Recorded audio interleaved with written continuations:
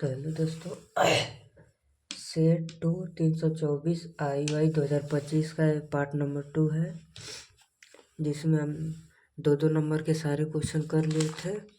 यही है set 2 class 12th math है, अनसॉल्व्ड पेपर्स। तो आज हम 5 नंबर वाला यहाँ से स्टार्ट करेंगे। क्वेश्चन नंबर 5 से स्टार्ट करने वाले हैं। 5 नंबर के हैं सब। तो क्वेश्चन हमारा है क्वेश्चन नंबर 5। एक अवधि दिया है ए। क्या क्या है इसमें? 3 3 -1 -2 -2 1 -4 5 2। इसको बोल रहा है कि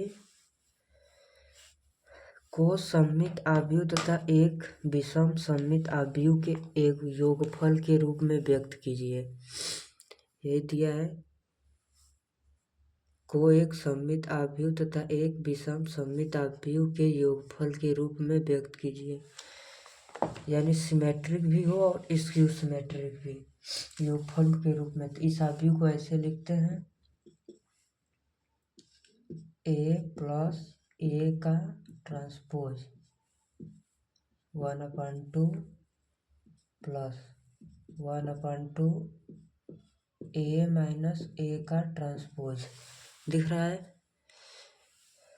तो जो ये है, इसी को कहते हैं सममित, ऐसे विषम सममित। ठीक, तो हमें इसी तरह योगफल के रूप में दिखाना है इस मैट्रिक्स को। ए प्लस इसका परावर्तन कर ट्रांसपोज जोड़कर आधा कर देंगे और इसका घटाकर आधा कर देंगे। तो इसी को कहते हैं, प्लस के रूप में दिखाएंगे, इसी को कहते हैं सममित सिमेट्रिक, और इसको स्क्यू सिमेट्रिक बोलते हैं, विषम सममित। तो अब इसके बाद हम इस क्वेश्चन को ऐसे और इस तरह योग के फॉर्म में दिखाना है। तो हम सबसे पहले क्या लिखेंगे? ए हमें पता है, हमको ए का ट्रांसपोज चाहिए। तो ए का ट्रांसपोज क्या होता है? ए का ट्रांसपोज क्या होगा? जो रो होता है वह कॉलम होता है, और जो कॉलम होता है वह रो में चेंज हो जाता है। कॉलम और रो चेंज होता है। ये 3x3 का है, तो यह भी 3x3 का ही रहेगा। यह 3x3 का है, तो यह भी 3x3 का रहेगा। ये चेंज हो जाएगा ऐसे, तो ये 3 हो जाएगा, 3 -1 ये वाला। ये देखो ऐसे है, तो ये ऐसे हो गया। अब ये वाला ऐसे है, तो ये ऐसे हो जाएगा। तो क्या हो जाएगा? -2 -2 1 हो जाएगा, और ये वाला ऐसे हो जाएगा, -4 -5 2। अब क्या करेंगे? अब ये निकल गया, ए का ये भी हमें पता हो गया और ए ट्रांसपोज भी पता हो गया। तो क्या अब हम इसे योगफल के रूप में दिखा सकते हैं? तो ऐसे लिखेंगे, ए बराबर क्या हो जाएगा? 1/2 ए प्लस ए का ट्रांसपोज। देखो इसे कैसे लिखेंगे? ए प्लस ए का ट्रांसपोज, तो ये ए है और ये ए प्लस है, इसको ऐसे लिखेंगे, ए प्लस ए का ट्रांसपोज। ऐसे लिखेंगे तो क्या करेंगे? ये वाली मैट्रिक्स और ये वाली मैट्रिक्स ऐड करेंगे, और जब इसको जोड़ेंगे तो इसका ये वाला इसके साथ जुड़ेगा, ये इसके साथ, ये इसके साथ। तो ये 3 और 3 जुड़ेगा तो 9 हो जाएगा। ये 3 में 2 घट गया तो 1 आ गया। यहाँ -1 है, यहाँ पर -4 है, -5 हो गया। और यहाँ पर -2 है, यहाँ पर +3 है, तो 1 हो जाएगा। यहाँ पर -1 है, यहाँ पर माइनस नहीं, यहाँ पर -2 -2 क्या -4 हो गया। -5 + 1 -4 हो गया। -4 -1 -5 + 1 -5 -4 हो गया। 2 और 2 4 हो गया। इतना तो सबको पता ही होगा। तो ये हमारा सममित आव्यूह निकल गया।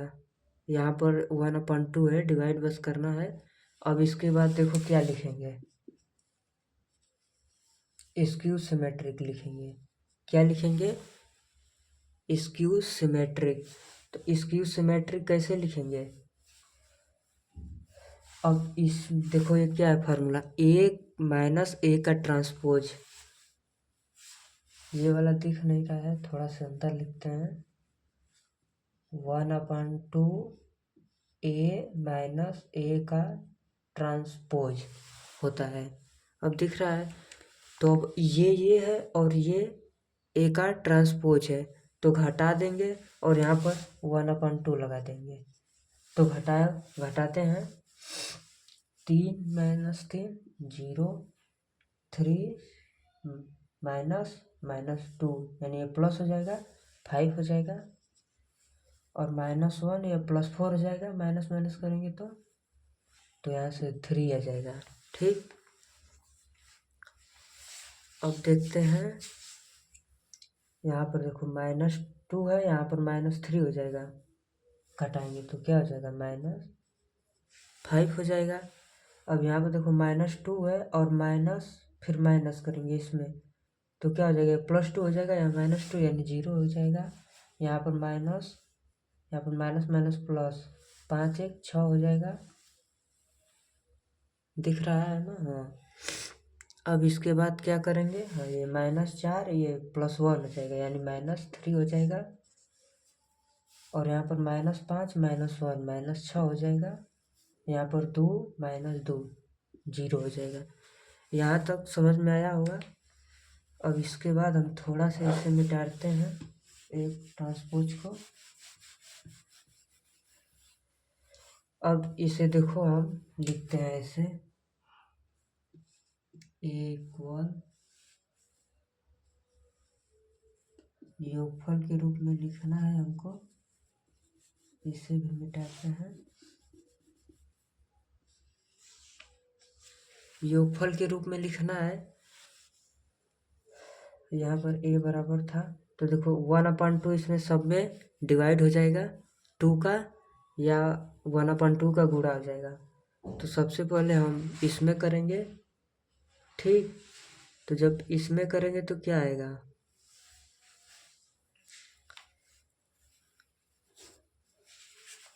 यहाँ पर जो ये वाला 6 था ना, 3 3 6, तब देखो 2 को डिवाइड करेंगे तो यहाँ पर 3 हो जाएगा, यहाँ पर करेंगे तो 1/2 हो जाएगा, और यहाँ पर करेंगे तो -5/2 हो जाएगा, यहाँ पर करेंगे तो 1/2 हो जाएगा, यहाँ पर करेंगे तो -2 हो जाएगा, यहाँ पर करेंगे -2, यहाँ पर करेंगे तो क्या आएगा, -5/2, और यहाँ पर करेंगे तो -2, और यहाँ पर करेंगे तो 2। ये क्या हो गया, सिमेट्रिक हो गया,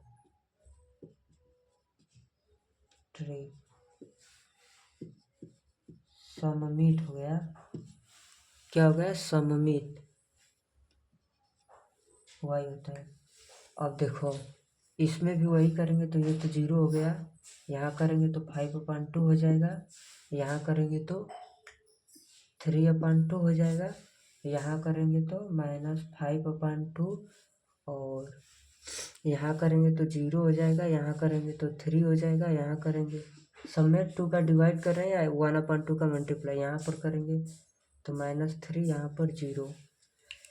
तो यही हमारा आंसर है। यह क्या है, यह सिमेट्रिक है, और यह क्या है, स्क्यू सिमेट्रिक, स्क्यू सिमेट्रिक यानी विषम सममित, और ये सममित है। देखो योगफल के रूप में दिखा दिए। अब जिसको मन है कि हमारा आंसर सही है या नहीं, उसे लगता है चेंज मतलब कैसे पता करें कि हम सही लिखे हैं कि नहीं, तो बस कुछ नहीं, इसको और इसको ऐड कर, देखो ए के बराबर आ जाएगा तो मान लो सही है, 3 और 0 ऐड करेंगे तो 3 आ जाएगा, ठीक।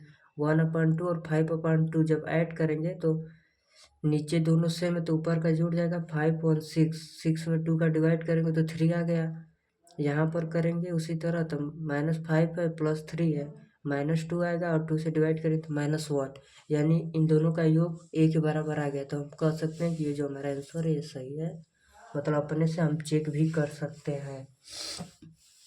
अब इसके बाद वाला क्वेश्चन देखते हैं।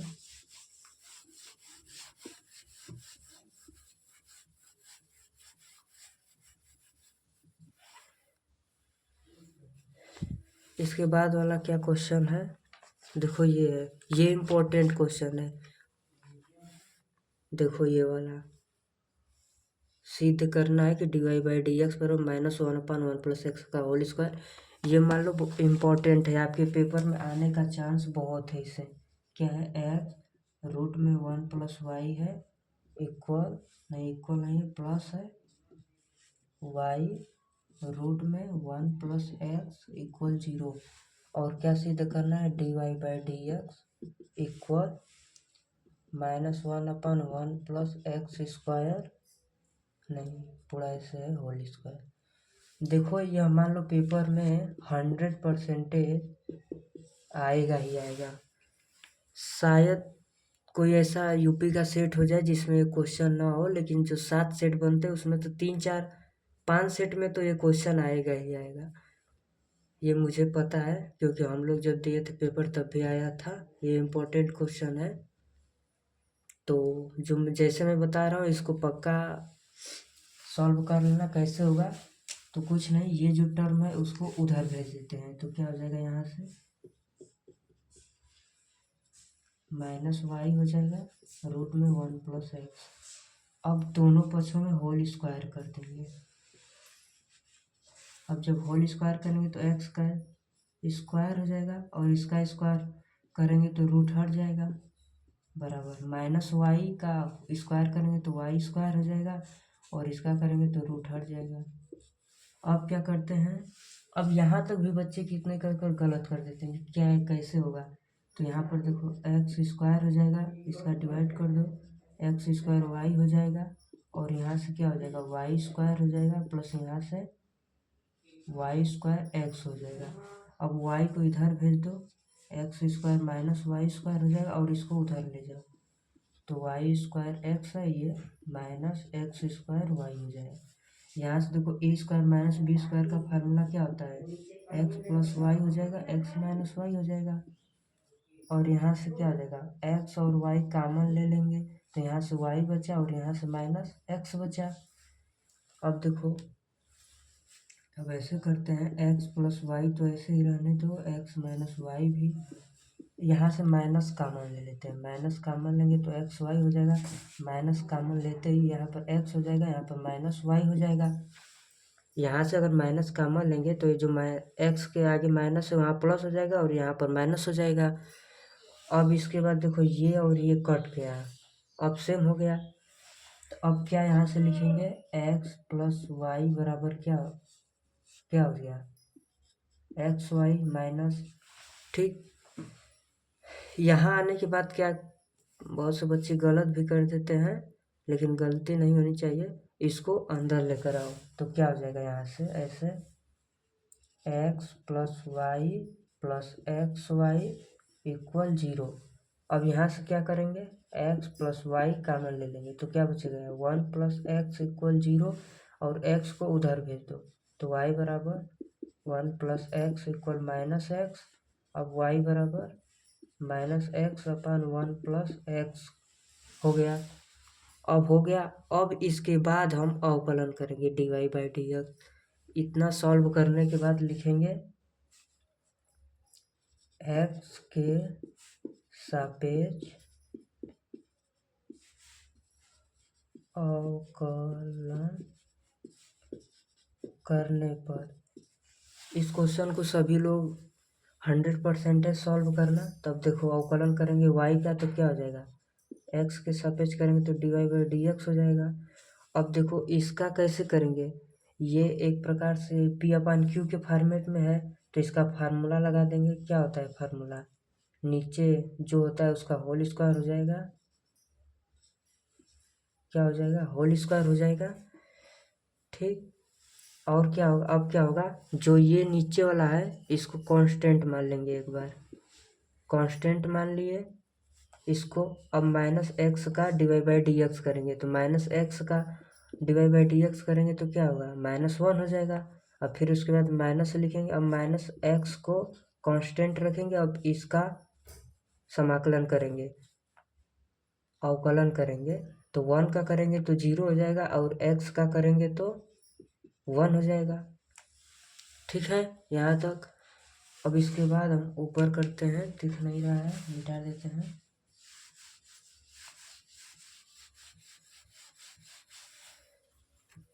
तो देखो क्या हो जाएगा, d y by d x equal, देखो यहाँ से -1 का मल्टीप्लाई हो जाएगा तो -1 हो जाएगा 1 प्लस एक्स, और यहाँ से देखो माइनस माइनस प्लस एक्स हो गया, और नीचे क्या है 1 प्लस एक्स का होल स्क्वायर। ठीक, अब यहाँ से क्या हो जाएगा, d y by d x equal, यहाँ से देखो एक लाइन ऐसे हो सकती है कि -1 माइनस एक्स प्लस एक्स हो जाएगा अपान 1 प्लस एक्स का होल स्क्वायर। यहाँ से ये कट गया तो क्या बचा, -1 अपान 1 प्लस एक्स का होल स्क्वायर। यही हमें प्रूव करना था। ये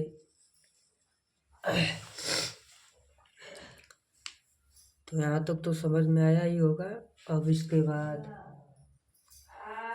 अगला क्वेश्चन करते हैं।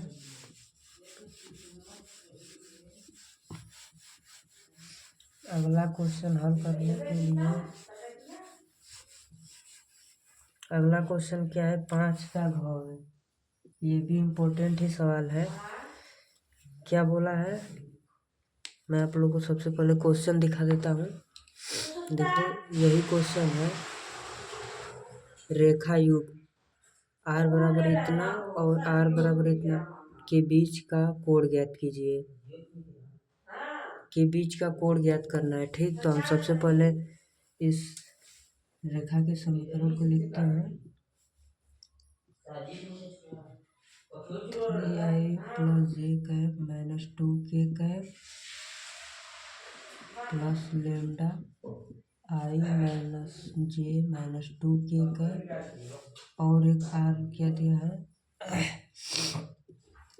2i minus J cap minus 56k cap plus mu 3i minus 5j minus 4k cap. अब इसको देखो क्या करेंगे, हमको एंगल ज्ञात करना है। एंगल यानी कोण ज्ञात क्या करना है, कोण बताना है। तो हमको कोण उसका फार्मूला पता होता है, क्या होता है, cos अल्फा बराबर a1 a2 plus b1 b2 plus c1 c2 अपान के a1 का स्क्वायर प्लस b1 का स्क्वायर प्लस c1 का स्क्वायर इस ब्रैकेट में a2 का स्क्वायर प्लस b2 का स्क्वायर प्लस c2 का whole square. a1 a2 a1 b1 c1 a2 b2 c2 ये क्या है, तो ये a1 b1 c1 ये है रेखा, मतलब पहली रेखा के डायरेक्शन रेशियो है। क्या है, डायरेक्शन रेशियो है।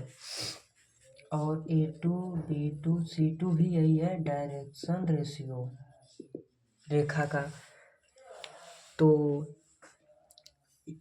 इन रेखा का डायरेक्शन रेशियो क्या है ये जो होता है, देखो ऐसे रेखा में कैसे पहचानेंगे, ये जो होता है ये पॉइंट होता है, जिस पॉइंट से यह रेखा गुजर रही है ये पॉइंट बताता है। 3 -1 और नहीं 3 1 -2 से यह रेखा गुजर रही है, और ये जो है ये वाला वह डायरेक्शन शो करता है कि मतलब रेखा किस दिशा में जा रही है।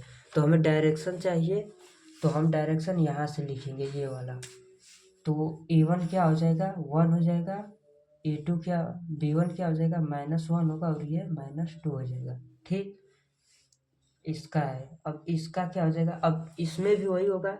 इससे जो है रेखा क्या होगी, इससे रेखा हमारी पास होगी और ये हमारी डायरेक्शन है। इससे रेखा पास होगी इस पॉइंट से और ये डायरेक्शन को दिखाएगा। तो हमें डायरेक्शन चाहिए, हमसे रेखा किससे पास हो रही है वो हमको नहीं चाहिए।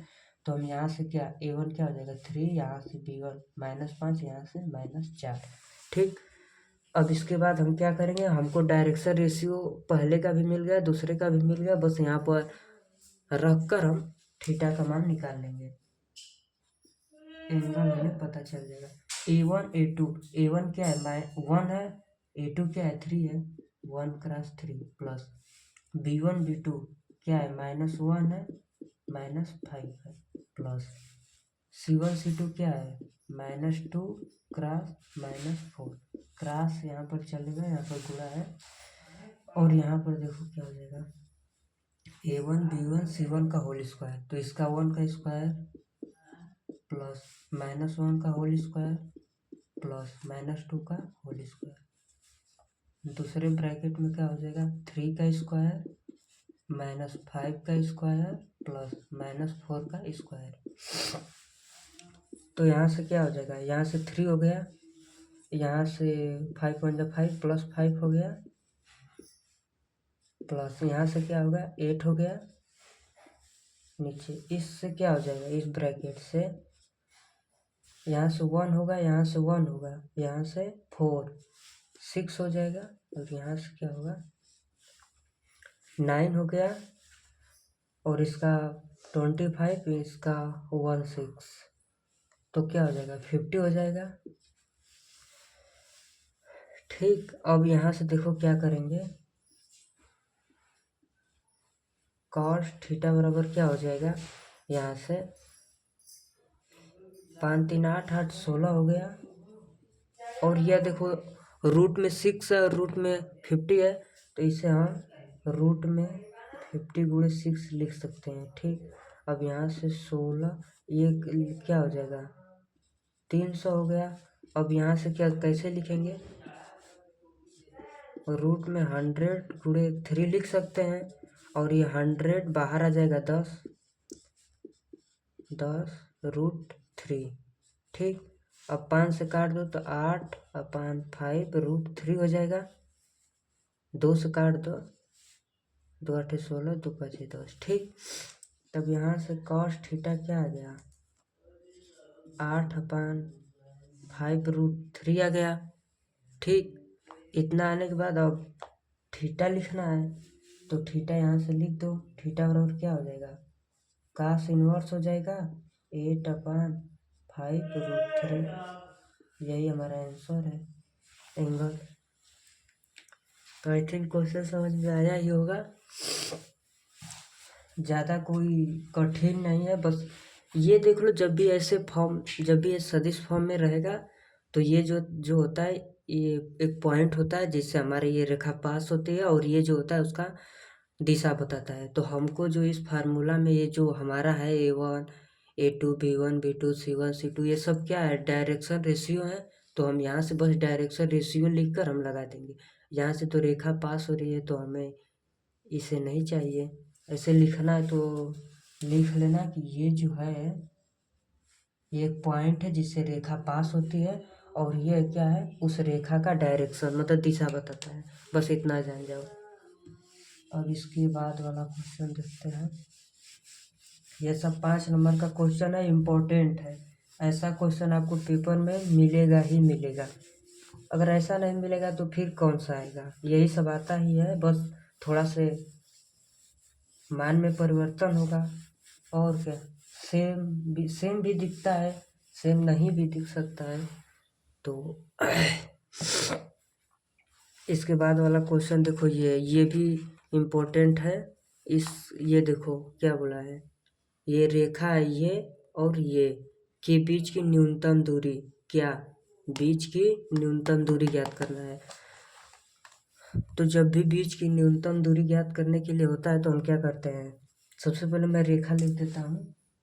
x + 1/7 है, दूसरा y प्लस इक्वल है y + 1 - 6 z + 1/1। ठीक है, अब इसके बाद देखो x - 3/1 इक्वल y - 5/-2 z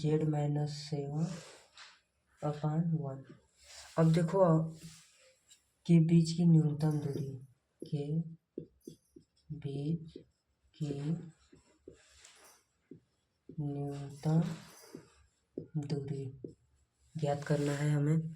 तो देखो इसका जो फार्मूला होता है D बराबर, वो बहुत, अगर कार्टेशियन फॉर्म का देखा जाए और न्यूनतम दूरी निकालने के लिए बोल दिया जाए तो जो फार्मूला होता है वो बहुत मतलब एक प्रकार से लेंदी होता है, तो हम इसे थोड़ा से आसान विधि से बता रहा हूँ जो मतलब सबको समझ में आ जाए, क्योंकि उतना बड़ा बहुत दिक्कत हो जाएगा वो वाला।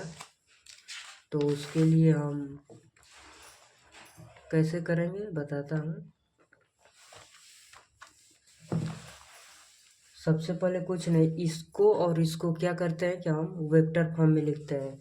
क्या करेंगे, वेक्टर फॉर्म में लिखेंगे। तो इसको वेक्टर फॉर्म में कैसे लिखा जाएगा, सबसे पहले लिखने से पहले इसका देखते हैं कि ये जो लिखा हुआ है सही फॉर्म में है ना। एक्स का जो कोफिशिएंट है, वाई का कोफिशिएंट और जेड का कोफिशिएंट +1 होना चाहिए और कुछ नहीं, ना ही माइनस हो, ना ही 2 3 4 कुछ नहीं। अगर हो तो उसे हटाते हैं, तो सब में +1 है, ठीक है। उसके बाद माइनस होना चाहिए, तो इसमें माइनस है, इसमें भी, इसमें भी, लेकिन इन सभी में माइनस नहीं है। जब इन सभी में माइनस नहीं है तो इसे कैसे लिखेंगे, +1 को ऐसे लिख देंगे, -(-1), कोई प्रॉब्लम नहीं, +1 आ ही जाएगा। और यहाँ भी वैसे ही लिख देंगे -(-1), और यहाँ पर लिख देंगे जेड माइनस ब्रैकेट में -1, ठीक। अब इसके बाद यही ये और ये और ये जो होते हैं तीन, ये क्या होते हैं, ये बताते हैं कि हम किस बिंदु से पास कर रहे हैं। ये तीनों बता रहे हैं कि -1 -1 -1 से यह रेखा पास कर रही है, और ये जो है इसका डायरेक्शन बता रहा है। इसमें भी ये 3 5 7 से रेखा पास हो रही है, और 1 -2 1 ये डायरेक्शन दिखा रहा है किधर रेखा जा रही है। तो ये जो है इसका हम वेक्टर फॉर्म में लिखेंगे तो कैसे आएगा। मान लो कभी कभी पेपर में ये देकर वेक्टर फॉर्म भी पूछ देता है, तो देख लो कैसे लिखा जाता है। सबसे पहले जो रेखा किस पॉइंट से पास हो रही है, सबसे पहले उसका लिखेंगे डायरेक्शन के साथ। तो यह -1 है तो -1 आई कैप लिखेंगे, यहाँ पर -j कैप -k कैप, 1 लिखें या ना लिखें, ठीक। अब लिखेंगे प्लस लैम्डा। अब किस जो उसका डायरेक्शन है किस दिशा में जा रही थी इसके, तो क्या हो जाएगा 7i -6j plus k cap. इसका ये वेक्टर फॉर्म है, क्या है, वेक्टर फॉर्म। अब हम इसका भी वेक्टर फॉर्म लिखेंगे तो कैसे होगा,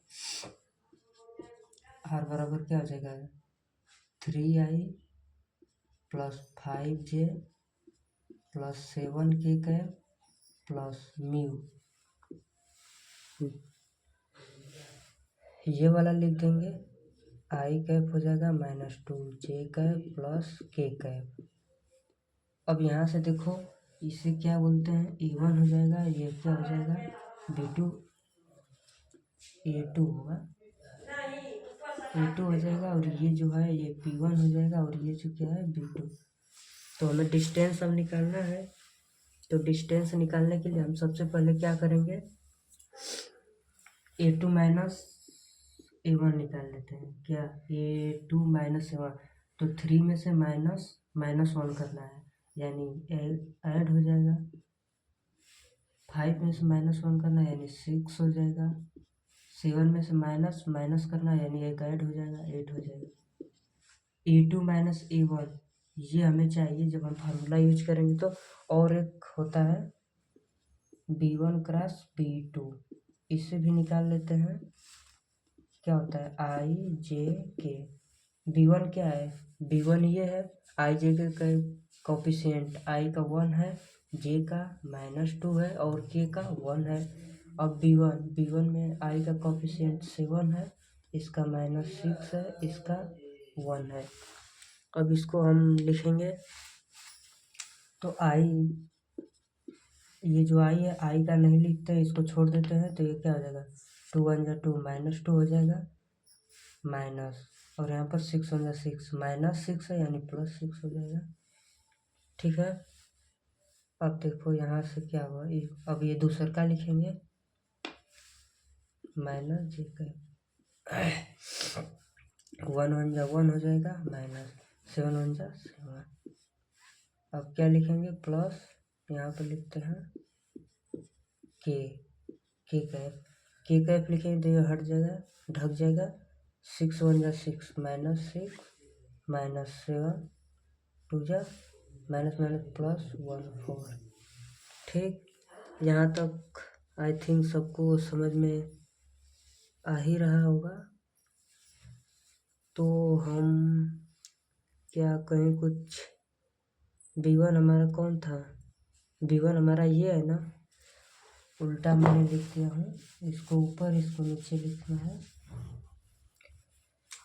कोई नहीं, यहाँ पर 7 होगा, यहाँ पर -6, यहाँ पर 1, यहाँ पर क्या हो जाएगा 1, यहाँ पर -2 और यहाँ पर 1 हो जाएगा। तो इसे ढकेंगे तो -6 हो जाएगा, क्या -6 माइनस माइनस +2 हो जाएगा। और इसे ढकेंगे तो 7 1 जा 7 हो जाएगा, वही आता है आंसर 7 -1। और यहाँ पर क्या हो जाएगा, यहाँ पर जब होगा तो -14 माइनस माइनस प्लस हो जाएगा 6 हो जाएगा। लास्ट में वही आंसर आता, ठीक। तो यहाँ से क्या हो जाएगा -4i कैप हो जाएगा, यहाँ से 7 में ले गया 6 -6j कैप, यहाँ से -8 आ जाएगा k कैप, ठीक।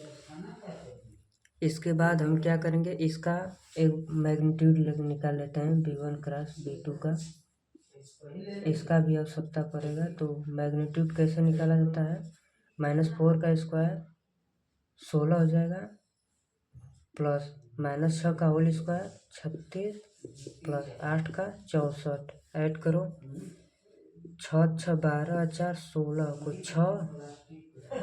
6 3 9 1 10 1 11, यानी रूट में इतना आ गया, ठीक।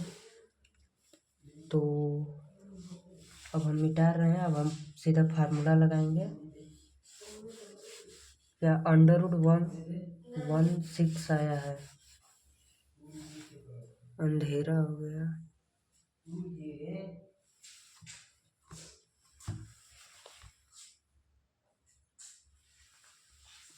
लाइट चली गई थी, तो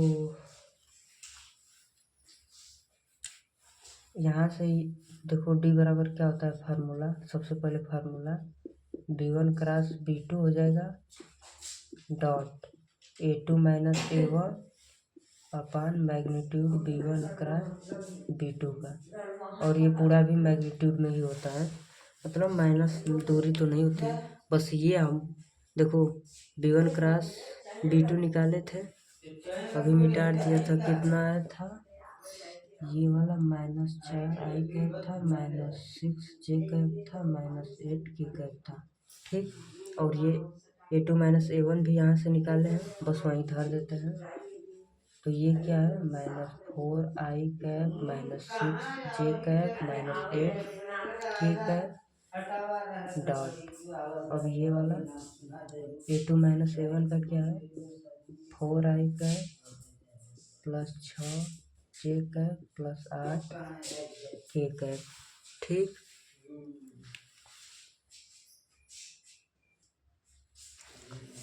यहाँ पर नहीं दिख रहा है, +8k है, और अपान में क्या हो जाएगा, इसका मैग्नीट्यूड हम निकाले थे, क्या आया था 116 रूट में आया था। अब उतना लिखने के बाद हम इसे मिटा दे रहे हैं, क्योंकि इसका अब कोई काम नहीं है।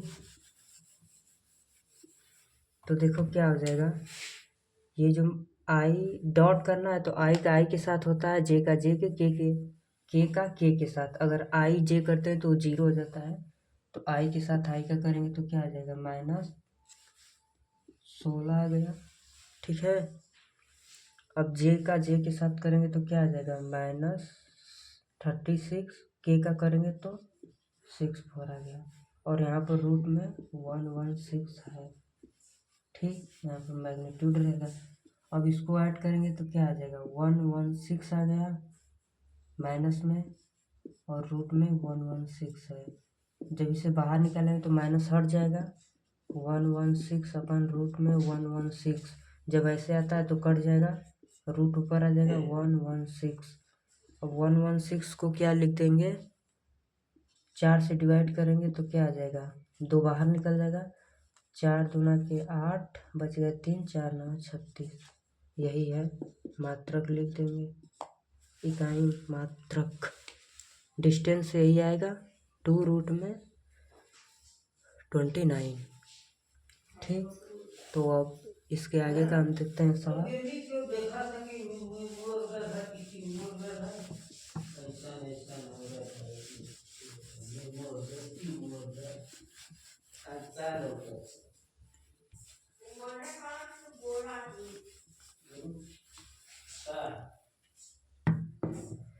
अब इसके बाद वाला क्वेश्चन क्या है, अब क्वेश्चन नंबर 6 पर आ गए। क्वेश्चन नंबर 6 पहला क्वेश्चन देखो, बहुत अच्छा क्वेश्चन है। वक्र दिया है, शायद ये सिलेबस में ना हो या हो, हम बताते रहे हैं। वक्र दिया है इतना के बिंदु 1 1 पर स्पर्श रेखा और अभिलंब के समीकरण ज्ञात कीजिए।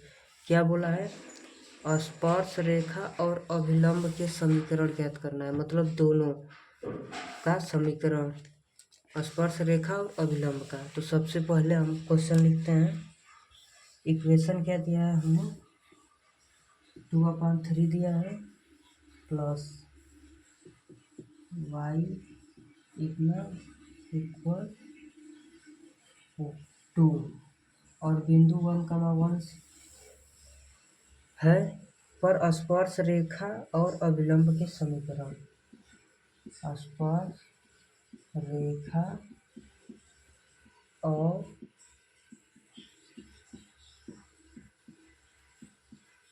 अभिलंब के समीकरण हमको ज्ञात करना है, मतलब इक्वेशन फाइंड करना है। क्या, स्पर्श रेखा का और अभिलंब का।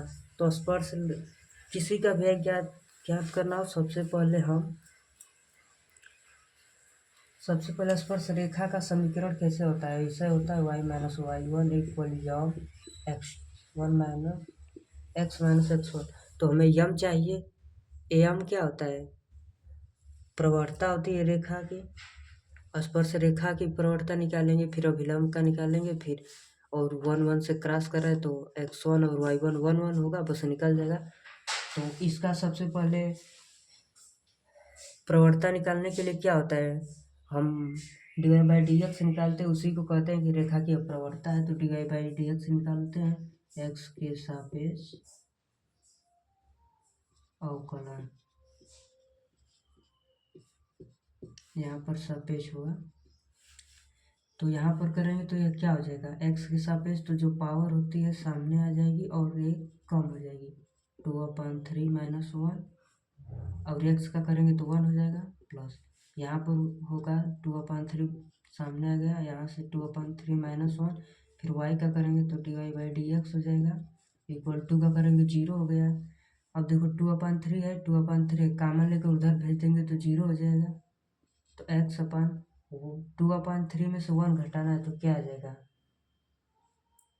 3 मिनट हो गया, -1/3 आ गया, प्लस 2/3 और 2/3 उधर गया 0, और यहाँ से y की पावर -1/3 dy/dx इक्वल 0। ये नहीं समझ में आ रहा है 2/3, तो देखो ऐसे कॉमन ले लिए, कॉमन लेंगे तो ऐसे आएगा।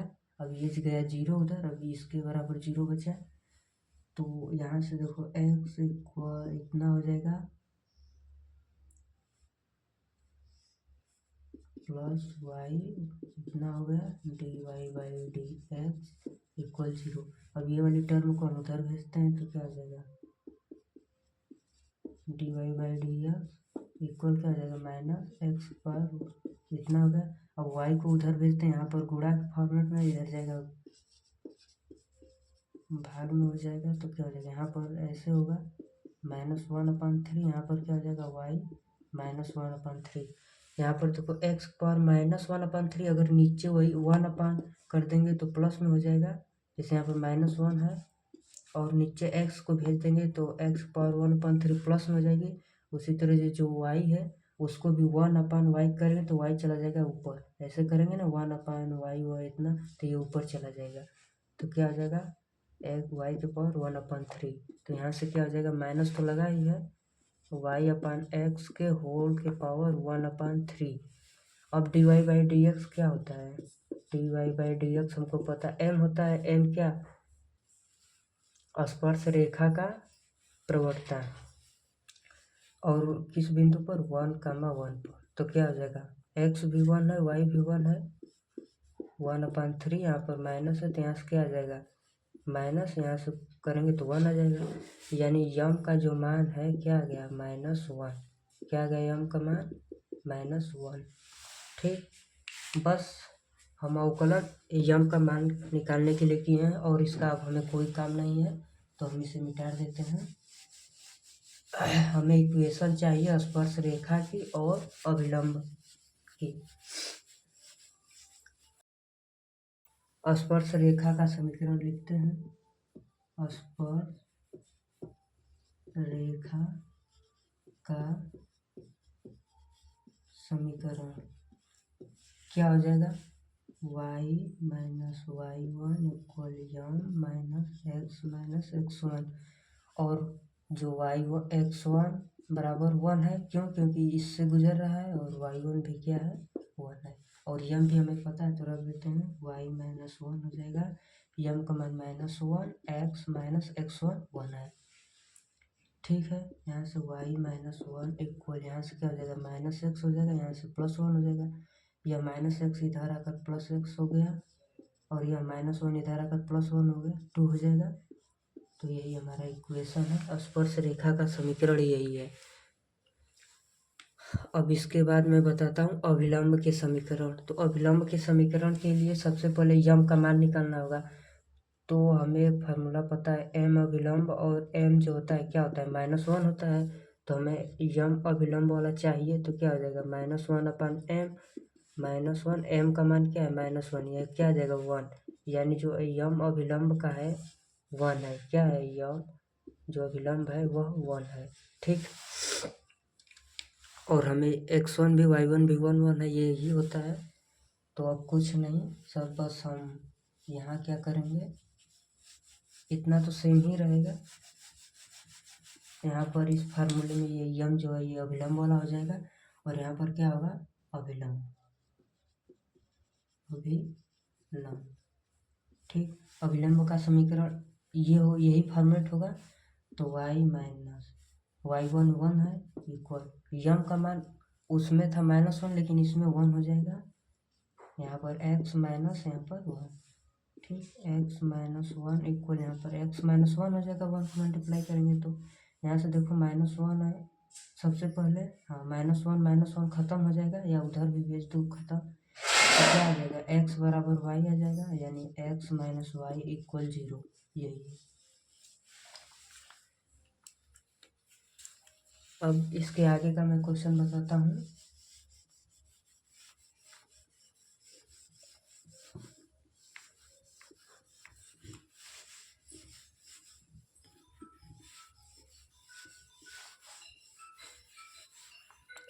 अब इसके आगे का देखते हैं क्वेश्चन क्या है।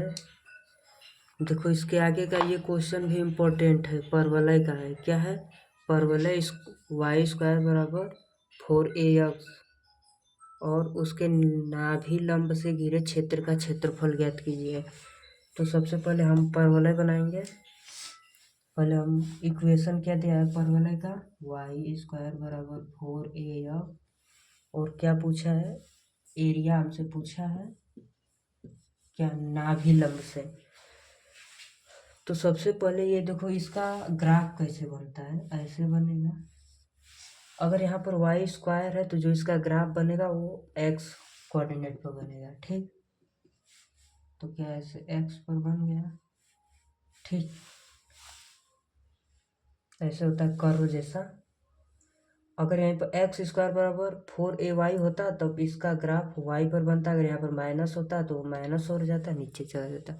ठीक, ग्राफ कैसे बनेगा ये मैं बता दिया। नाभि लंब भी बोल दिया है, तो नाभि लंब ऐसे घिर देते हैं। ये मान लो नाभि लंब क्या है 1,0 है। ठीक है, अब हमें यही एरिया ज्ञात करना है, क्या जो मैं कवर कर रहा हूँ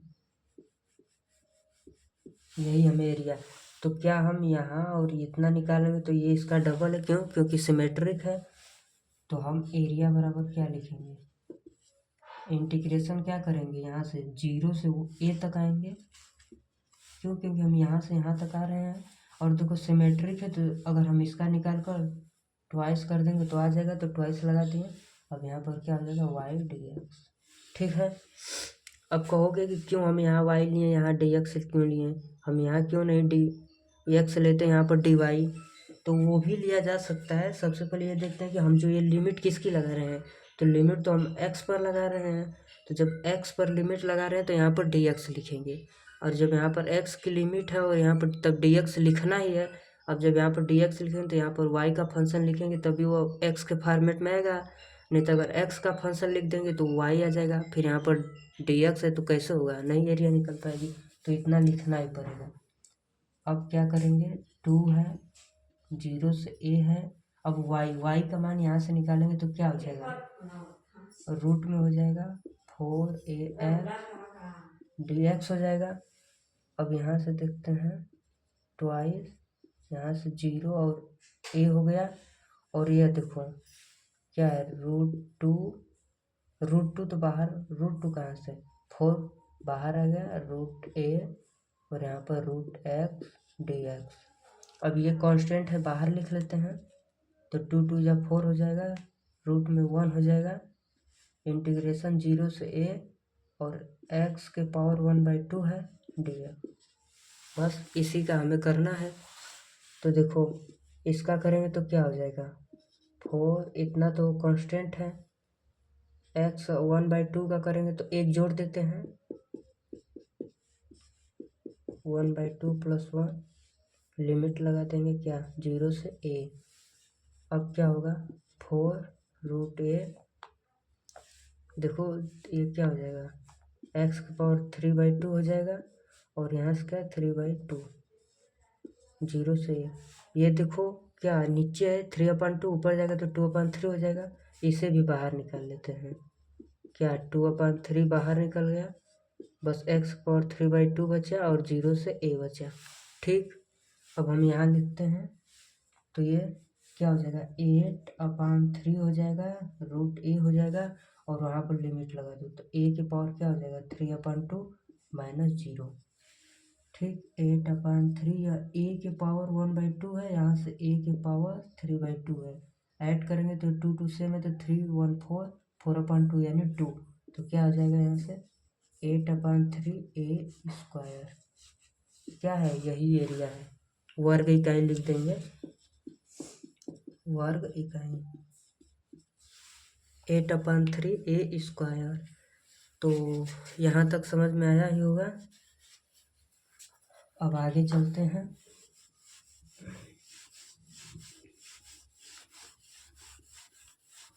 ये हम सेट 2 हल करा रहे हैं। सेट 1, जो सेट 1 है 324 IX था, वो हम पहले हम कर चुके हैं, जाकर देख लेना जो नहीं देखे हैं। अब इसके बाद देखो क्वेश्चन ये है, अवकल समीकरण। देखो ग वाला है ना, अवकल समीकरण, इतना को हल कीजिए।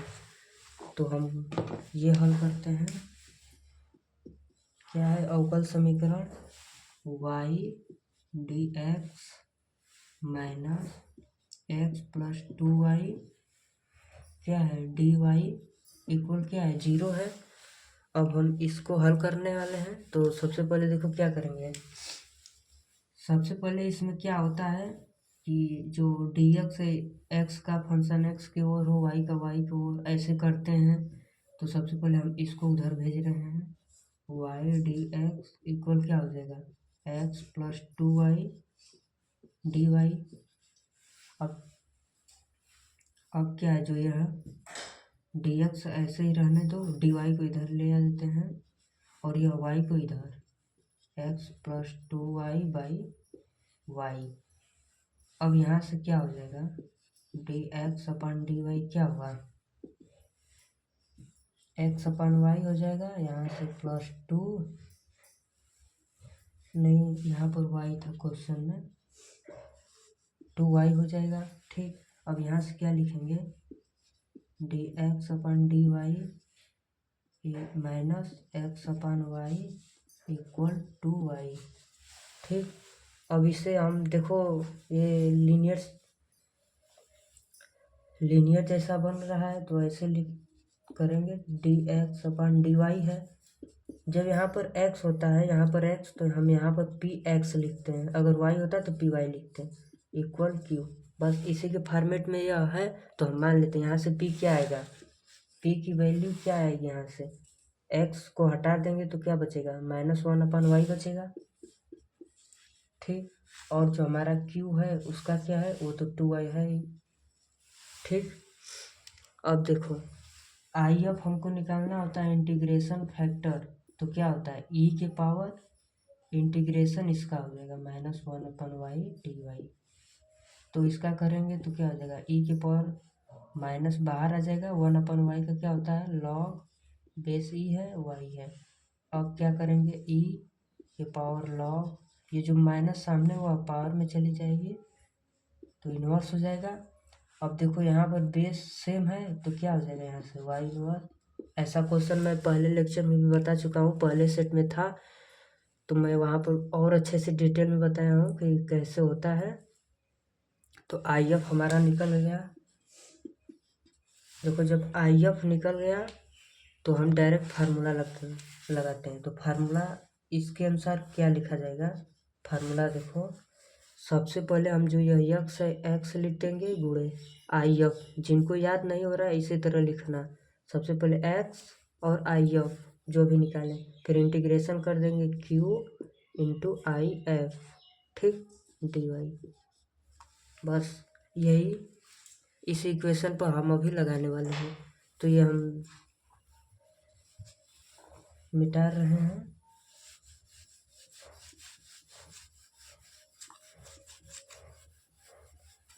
तो देखो क्या हो जाएगा, ये x है, आई एफ का मान कितना आया है y इनवर्स, यानी इसको हम लिख सकते हैं 1/y। तो 1/y इक्वल इंटीग्रेशन क्या है q का मान 2y गुणे आई एफ का मान 1/y dy। ठीक, तो यहाँ से x/y आ गया, यहाँ से क्या आ जाएगा y कट गया, 2 कांस्टेंट बाहर, dy बचा। अब dy का करेंगे तो क्या हो जाएगा, केवल y होगा, 2y हो गया प्लस c। तो यहाँ से क्या बचा, x/y equal 2y plus c। तो x बराबर यहाँ से क्या आ जाएगा 2y² प्लस cy। बस यही है, इतना पर ही छोड़ देंगे इसे। अब इससे आगे क्या कर सकते हैं, इसको इधर ला सकते हैं, और इसमें क्या है, तो जब भी ऐसा आएगा तो ऐसे, अगर देखो यहाँ पर होता है बाई चांस, अगर y ऊपर होता, ज़्यादा क्वेश्चन में ऐसे मिलता है dy/dx, तो जब हम यहाँ यह यक्स है यहाँ पर हम y ले लेंगे, और यहाँ पर जो है यहाँ पर y ले लेंगे, और यहाँ पर dx ले लेंगे। बस ऐसे ही आप लोग देख लेना कैसे है क्वेश्चन, बाकी तो मैं बता ही रहा हूँ।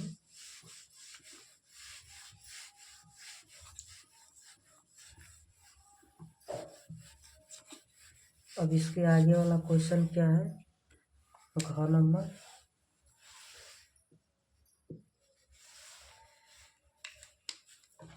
नंबर वाला एक क्वेश्चन देखो क्या है, ब्योरो दिया इतना इतना इतना तथा इतना के अंतर्गत जेड का मान है का अधिकतम आलेखी विधि से अधिकतम मान ज्ञात करना है।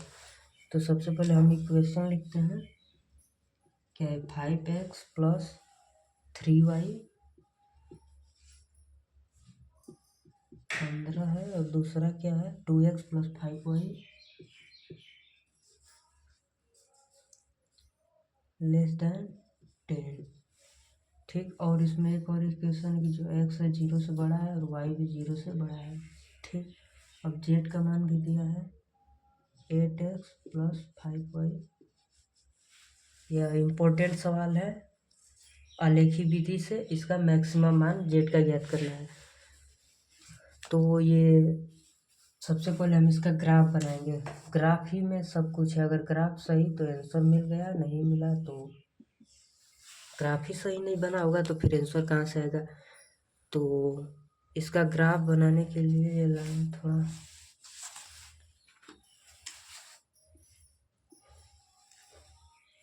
ठीक, अब देखो सबसे पहले मैं इसका ग्राफ खींचता हूँ। तो यहाँ पर 0 होता है, तो हम अगर x को 0 मान लेते हैं तो y क्या आ जाएगा, 5 आ जाएगा। यहाँ पर आ गया, अगर x 0 तब y 5। अगर इसी इक्वेशन में हम y 0 मानते तो x क्या आ जाएगा, 3 आ जाएगा। ठीक, अब इसका हम ग्राफ खींच देते हैं। और ये किस इक्वेशन का है, 5x + 3y = 15। ऐसे ही लिख लेना, तो भूल जाता है कि हम किस इक्वेशन का ग्राफ बनाए हैं।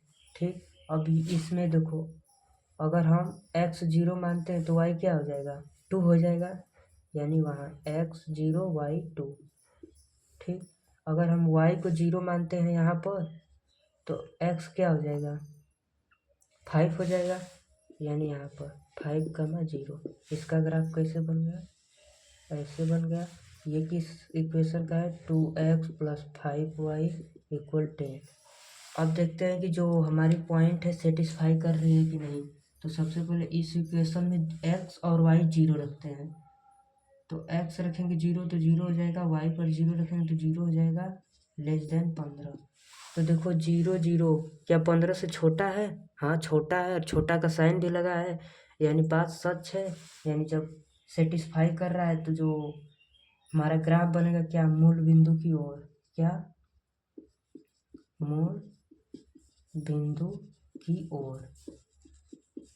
तो हम किस इक्वेशन के लिए लिखे हैं, इक्वेशन ये वाला इक्वेशन। तो ये क्या बोल रहा है, मूल बिंदु की ओर, यानी ग्राफ इधर बनेगा।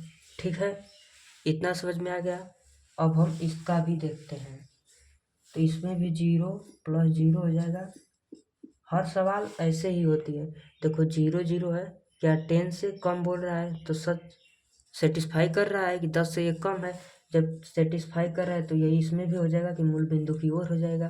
तो 21 की रेखा के लिए इसके, तो ये भी कह रहा है कि मूल बिंदु की ओर हो जाएगा, बाहर नहीं जाएगा। तो अब देखते हैं कॉमन एरिया। तो देखो यह जो बिंदु कह रहे हैं कि हम अंदर आ रहे हैं, ग्राफ ऐसे देखो, ऐसे बन रहा है ग्राफ इसका, और इसका भी ऐसे बन रहा है। तो कॉमन एरिया क्या मिली, देखो इसका ग्राफ इसके अंदर बन रहा है और इसका ग्राफ इसके अंदर, तो कॉमन एरिया यही ना आ रही है। देखो इसका अंदर बन रहा है और इसका अंदर, तो कॉमन एरिया यही मिल रही है। अब जो कॉमन एरिया मिल रहा है उसका पॉइंट देख लो। इसका पॉइंट हमें पता है, इसका पॉइंट पता है, इसका नहीं पता है। इसका पॉइंट नहीं पता है, इसका पॉइंट ज्ञात करते हैं सबसे पहले। तो पॉइंट कैसे ज्ञात किया जाता है, पहले देखो कौन कौन सी रेखा टच करी, तो रेखा ये और ये टच करी, बस इनको सॉल्व कर दो। जो x y का मान आएगा वही ये जो पॉइंट है वो आ जाएगा। तो सबसे पहले इन दोनों इक्वेशन को सॉल्व करेंगे। तो इन दोनों इक्वेशन को कैसे सॉल्व करेंगे, क्योंकि यहाँ पर 5 है, यहाँ पर 2 है, और यहाँ पर 2 का मल्टीप्लाई कर देते हैं इसमें 2 का, और इसमें 5 का, तो ये सेम हो जाएगा 10, ये भी 10 हो जाएगा। तो देखो करते हैं, पहले में 2 करेंगे तो 5 2 10x + 6y = 30। इसमें करेंगे 5 का तो 10x + 30, नहीं 5 5 25 हो गया, बराबर 50। घटा दो, ये कट गया, ये घटाएंगे तो क्या आ जाएगा, -19 आ गया y। ये घटाएंगे तो क्या आ जाएगा, -20 आ गया। y बराबर क्या आ गया, 20/19 आ गया। y बराबर क्या आ गया, 20/19 आ गया। अब इसे इस इक्वेशन में रख दो y का मान, तो क्या हो जाएगा, 2x + 5y का मान 19 क्या है, नहीं 20/19 है, = 10। ठीक, अब यहाँ से देखो 2x बराबर क्या हो जाएगा, 10 माइनस इसमें क्या हो जाएगा, 100/19 है। 2x बराबर क्या हो जाएगा, 190 हो जाएगा। दिख रहा है ना, और समझ में आ रहा है ना, ये 19 का इसमें मल्टीप्लाई होगा तो 190 हो जाएगा, -10/19। तो यहाँ से 2x बराबर क्या आ जाएगा, 9/19। यहाँ से 2 से इसे काट दो, 45। x बराबर क्या आ जाएगा, 45/19। तो हमें x का भी मान पता चल गया और y का मान। तो यानी ये जो बिंदु है क्या है, x यानी 45/19 है, और यह क्या है, 20/19 है। इक्वेशन सॉल्व कर कर देख लेना, यही आएगा। अब इसके बाद अब हम इसे मिटाते हैं, जिसका हो गया। ये सब करना है जो मैं बता रहा हूँ, ये सब कॉपी पर भी लिखना पड़ेगा क्योंकि 5 नंबर का है। अब देखो हमें पॉइंट मिल गया ये, और ये 0,0 है, ये 3,0 और ये है। तो हमें जेड का मान, तो सबसे पहले हम लिखेंगे बिंदु कौन कौन से हमें मिली। 0,2 मिली है, 0,0 मिली है, 3,0 मिली है, और एक क्या मिली है 45/19, और एक मिली 20/19। ठीक, अब हमारा जेड का मान क्या है 8x + 5y। अब इसमें हम वैल्यू रख कर निकालते हैं। देखो x 0 रखेंगे तो ये सब 0 हो जाएगा, जे y की जगह 2 रखेंगे तो क्या हो जाएगा 10 हो जाएगा। यहाँ पर 0 0 रखेंगे सब 0 हो गया। यहाँ पर रखेंगे 8 लिखी 24, और ये 0 हो जाएगा 24 हो गया। अब देखो यहाँ पर रखना है तो क्या लिखेंगे 8 + x का मान 45/19 होगा, प्लस 5y का मान 20/19। तो सबसे पहले देखो एलसीएम दोनों का जो हर सेम है, 8 का इसमें गुणा करेंगे तो क्या होगा